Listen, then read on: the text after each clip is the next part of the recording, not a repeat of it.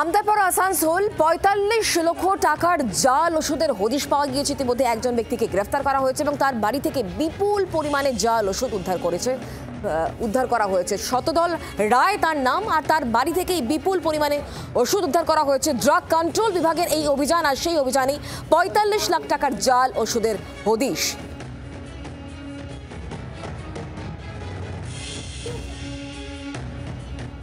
হাওড়ার পর এবার পশ্চিম বর্ধমানের আসানসোল।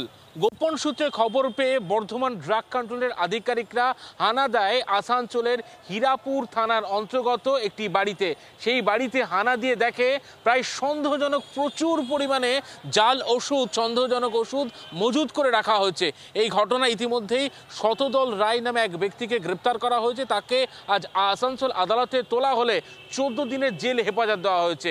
এবং আধিকারিকরা, বর্ধমানের যারা ড্রাগ কন্ট্রোলের আধিকারিকরা ওই বাড়িতে হানা দিয়ে দেখেন প্রচুর পরিমাণে ব্যথা যন্ত্রণা কমানোর ওষুধ এবং অ্যান্টিবায়োটিক ছাড়াও ব্লাড প্রেশারের ওষুধ ছাড়াও একাধিক ওষুধ পেটি সমেত মজুত করে রাখা হয়েছে।